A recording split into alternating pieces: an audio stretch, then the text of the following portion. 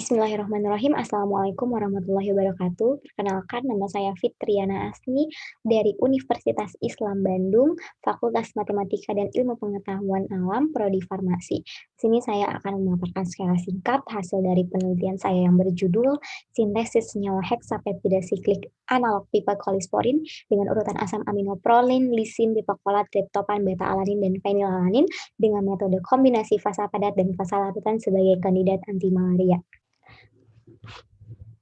Penyakit malaria merupakan suatu penyakit menular yang disebabkan oleh protozoa intraseluler obligat dari genus Plasmodium. Berikut beberapa spesies dari Plasmodium, yaitu Plasmodium vivax, falciparum, Plasmodium malaria, dan Plasmodium oval. Masing-masing dari spesies Plasmodium ini menyebabkan infeksi malaria yang berbeda pula. Malaria ini disebut penyakit parasit tropis. Hal ini dikarenakan oleh Plasmodium yang sudah resistensi terhadap obat-obat yang sudah ada semakin meningkat. Berikut beberapa plasmodium yang diketahui telah mengalami resistensi, yaitu klorokuin, primakuin, amodiakuin, artemisinin, dan meflokuin. Maka dari itu diperlukan pengembangan obat baru untuk anti malaria. Alasan peptida digunakan ialah peptida itu merupakan bahan yang selektif dan efektif serta relatif lebih aman dan dapat ditoleransi oleh tubuh karena peptida itu berasal dari protein, sehingga tubuh itu tidak menganggapnya sebagai benda asing. Nah, beberapa penelitian sebelumnya sudah menemukan jenis peptida rantai pendek yang memiliki aktivitas sebagai anti malaria, yaitu Fernandez Pastor sudah menemukan salah satu peptida siklik anti malaria dari jamur Nigrospora oryzae yang diisolasi dari akar Triticum sp, di mana menghasilkan isolasi yang bernama pipokolisporin dengan urutan asam amino, prolin, leusin, pipakolat, triptopan, beta-alanin, dan isoleucin. Untuk memperoleh senyawa heksapeptida dengan aktivitas anti malaria yang lebih tinggi, dilakukan sintesis senyawa heksapeptida analog pipokolisporin lainnya dengan mengganti residu asam aminonya. Di sini saya mengganti residu asam amino leusin menjadi lisin dan isoleucin menjadi fenilalanin. Digantikannya residu asam amino leusin menjadi lisin itu karena lisin itu lebih bersifat kationik sehingga meningkatkan aktivitas anti malaria berspektrum luas. Sedangkan digantikannya isoleucin menjadi fenilalanin karena fenilalaninnya lebih bersifat hidrofobik sehingga nantinya akan meningkatkan aktivitas dari anti malaria tersebut.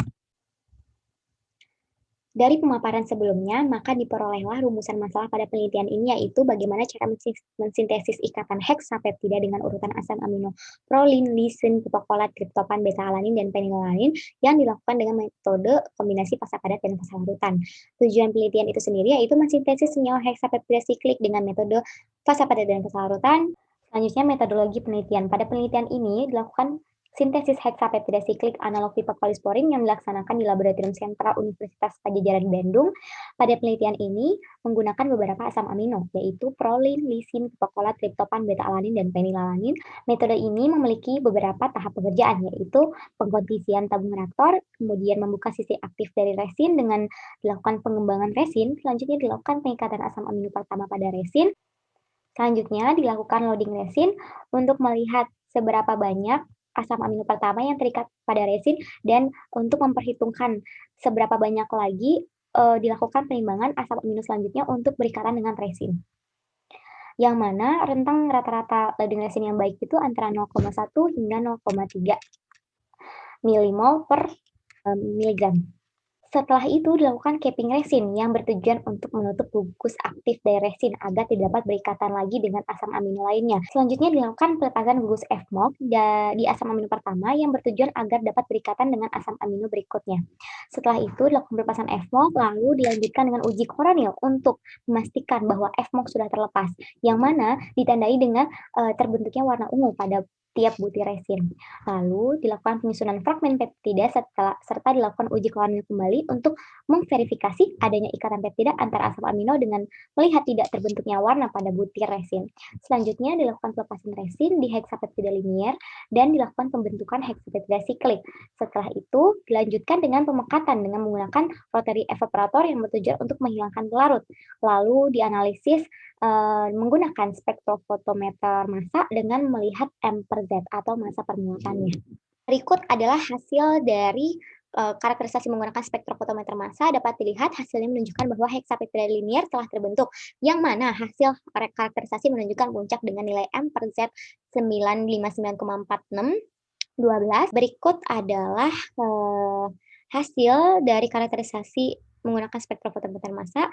Dapat dilihat, hasil dari spektrofotometer massa ini menunjukkan bahwa heksapeptida siklik telah terbentuk di mana hasil karakterisasi menunjukkan puncak dengan nilai M per Z 741,4842. Maka kesimpulan dari penelitian ini, sintesis heksapeptida siklik dengan urutan asam amino prolin, lisin, piperkolat, triptopan, beta-alanin, dan penilalanin berhasil dilakukan dengan menggunakan metode kombinasi fasa padat dan fasa larutan. Yang mana hasil pada karakterisasi menggunakan spektrofotometri menunjukkan adanya puncak ion molekul pada M per Z 959,416 untuk heksapeptida linier tanpa gugus pelindung samping dan puncak ion molekul M plus H pada M per Z 741,4842 untuk heksapeptida siklik tanpa gugus pelindung samping. Jazakumullah khairan kasiron. Terima kasih sudah mendengarkan. Semoga bermanfaat. Wassalamualaikum warahmatullahi wabarakatuh.